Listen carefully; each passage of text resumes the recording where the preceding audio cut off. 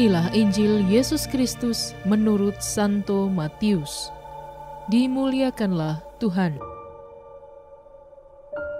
Ketika Yesus melihat orang banyak itu, naiklah ia ke atas bukit, dan setelah ia duduk, datanglah murid-muridnya kepadanya. Maka Yesus pun mulai berbicara dan mengajar mereka. Katanya, "Berbahagialah orang yang miskin di hadapan Allah, karena merekalah yang mempunyai kerajaan surga. Berbahagialah orang yang berduka cita, karena mereka akan dihibur.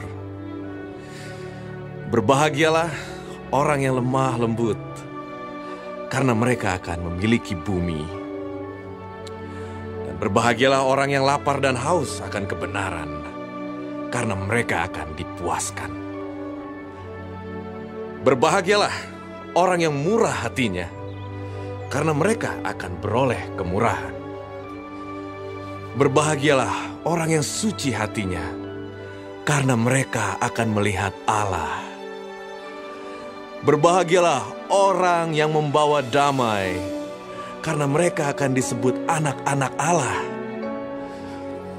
Berbahagialah orang yang dianiaya oleh sebab kebenaran, karena merekalah yang empunya kerajaan surga. Berbahagialah kamu, jika karena aku kamu dicela dan dianiaya, dan kepadamu difitnahkan segala yang jahat. Bersukacita dan bergembiralah, karena upahmu besar di sorga.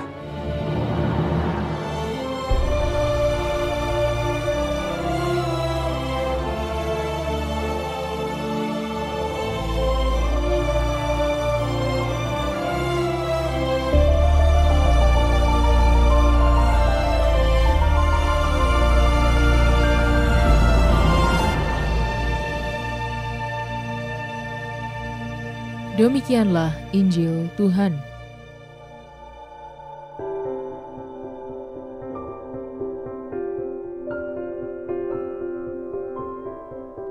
Kuduskanlah hidupmu.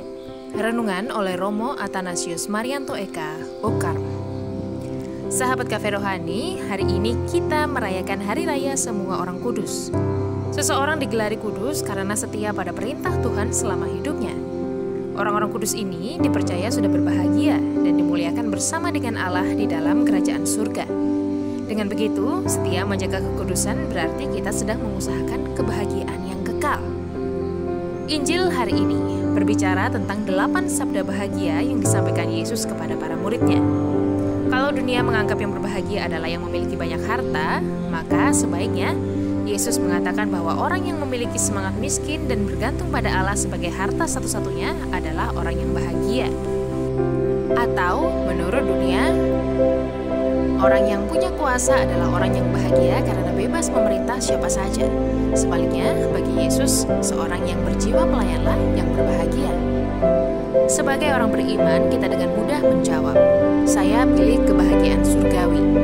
Tapi, sering orang beragama pula yang juga sulit bersedekah, yang masih bertikai memperebutkan harta, masih menindas sesamanya.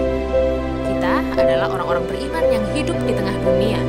Keyakinan kita tentang kerajaan Allah sering dikacaukan oleh pandangan dunia yang menggiurkan.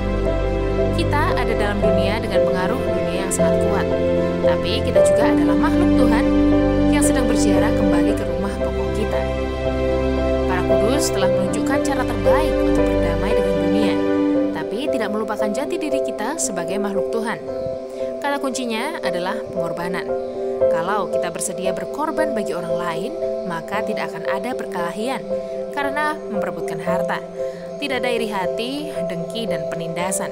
Tidak sedikit para kudus yang berasal dari keluarga bangsawan, punya banyak harta, tapi kemudian memilih untuk tidak melekat pada harta itu. Kita akan berbahagia kalau kita bersedia kehilangan harta demi orang lain yang berkekurangan, yang berbeda, dan yang disingkirkan dari tengah dunia. Selamat menikmati menu hari ini. Anda baca selengkapnya di Cafe Rohani edisi bulan ini. Dengarkan juga renungan ini di radio.karmelindomedia.com.